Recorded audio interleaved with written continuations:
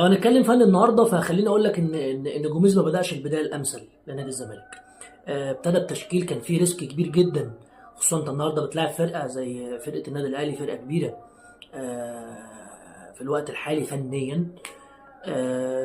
بتلعب اكتر فرقه متماسكه في الوقت الحالي، فرقه فيها توازن كبير. ما ينفعش ان انا اقابلها وافرض اسلوبي وابقى في مغامره في نص الملعب بالشكل الكبير ده.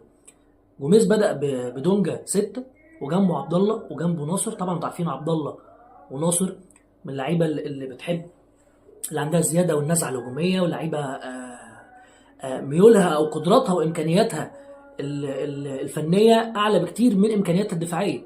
وانت بتتكلم النهارده على عبد الله السعيد، لعيب كبير طبعا ولكن في سن 40 سنه.